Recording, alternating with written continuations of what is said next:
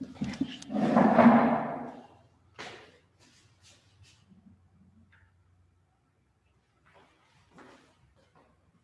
morning, class 10th.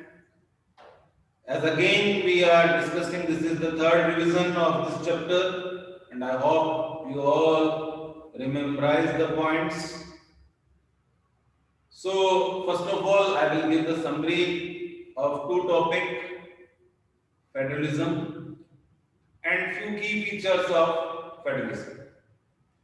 Afterwards, we will discuss the what is the federalism and what are the key features of the federalism. Listen carefully.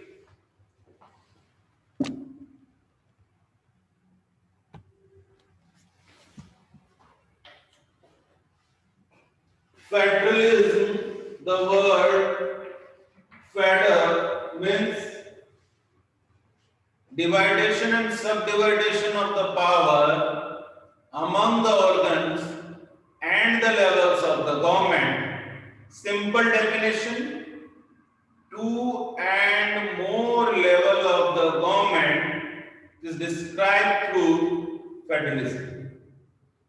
First, two and more levels of the government. What is federalism? Federalism is a system in which government have two and more levels.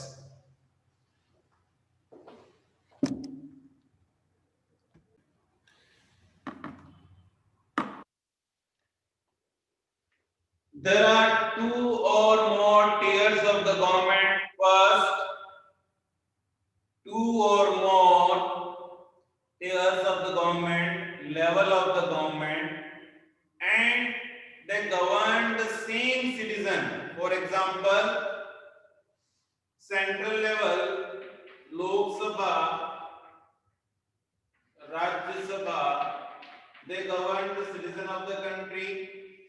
Vidhan Sabha, Vidhan Parishad, they also govern the same citizen of the country.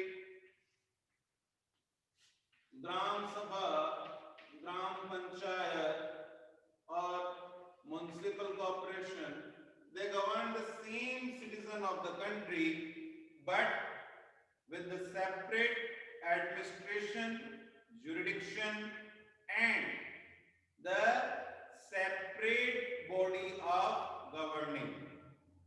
First point, two or more tiers, two or more levels. Second point, they govern the same citizens with different administrative system, but not beyond the limit of constitution. Understand?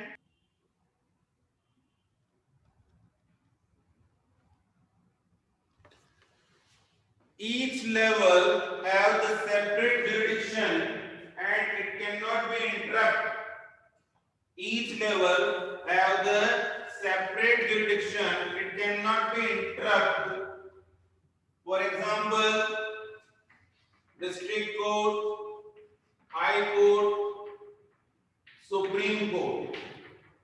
Separate jurisdiction and it should not be interrupted by anyone. They follow the constitutional approach of the nation. Cannot be changed. They cannot change the provisions without it should be passed by the higher authority, higher parliaments. For example, Rajya Sabha state cannot make the laws which is beyond the limit of their power. Central government can pass the law, it should be passed in state government also.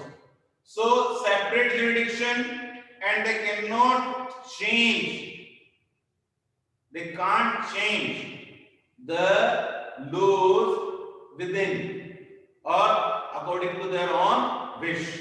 It should be mentioned in constitution.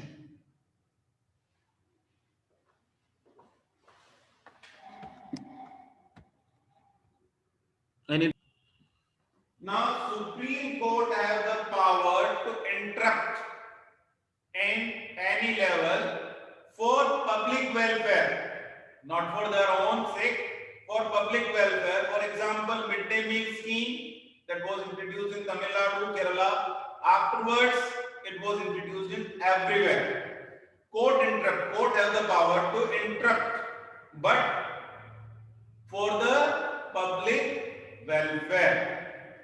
Taxation, it is defined separately in three list: state list, central list, concurrent list, residuary power, special states.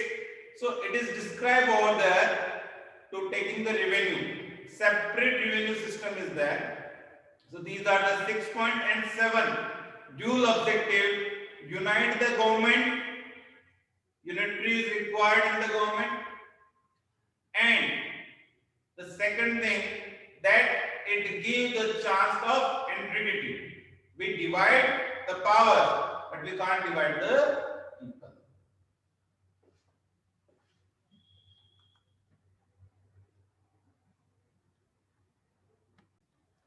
Federalism, 2 and more levels of the government. Key features of federalism: there are 2 or more levels of government, different tiers of the government, govern the same citizens, but each have their own jurisdiction, legislature, taxation and administration.